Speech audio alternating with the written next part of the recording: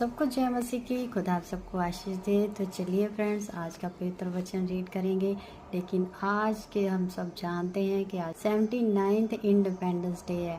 आज के डे पूरा इंडिया इंडिपेंडेंस डे मना रहा है, इंजॉय कर रहा है कि हमें फ्रीडम मिली है।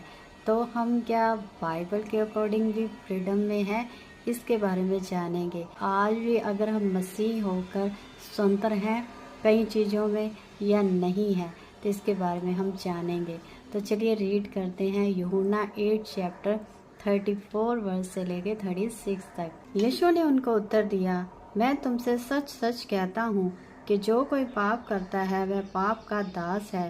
दास सदा घर में नहीं रहता, पुत्र सदा रहता है।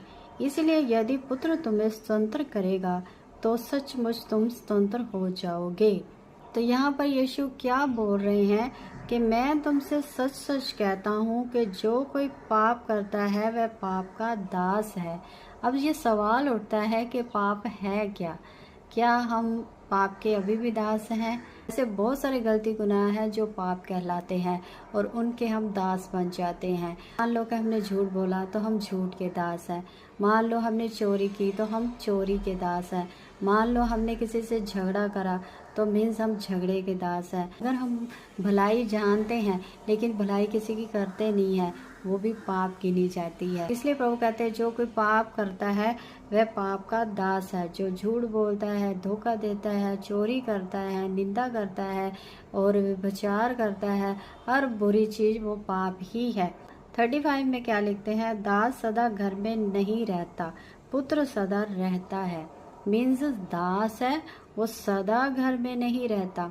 मीन्स ये झूठ है, प्रेम है, धोखा है, चोरी है, ये ज़्यादा देर तक नहीं रह सकते, इनको जाना ही होगा और ये सदा घर पे नहीं रहते। लेकिन पुत्र सदा रहता है, क्योंकि पुत्र कौन है? प्रभु यीशु है। और प्रभु यीशु क्या है? सत्य है, सच है, सच्चाई है। आगे वो क्या कहते हैं? इसलिए यदि पुत्र तुम्हें स्वतंत्र करेगा तो सचमुच तुम स्वतंत्र हो जाओगे। अगर प्रभु चाहेंगे कि तुम जो इन गुनाह पापों के बंधनों में जकड़े हुए हो, बंधे हुए हो, अगर वो चाहेंगे कि तुम इनसे स्वतंत्र हो जाओ तो तुम सचमुच स्वतंत्र हो जाओगे। तो ये कब होगा? जब हम प्रार्थना करेंगे, जब हम अपनी गलतियों का एक्सेप्ट करेंगे, प्रभु के पास जाएंगे, तो प्रभु ज़रूर हमें चेंज करेंगे। प्रभु हमें ज़रूर इन पापों गुनाहों से स्वतंत्र करेंगे और हम सचमुच स्वतंत्र हो जाएंगे। तो प्रभु कभी नहीं चाहेंगे कि हम गुनाहों में, पापों में घिरे रहें और दास बने रहें इन पापों के। अगर हम आज गुनाहों में हैं, पापों में हैं, हमारे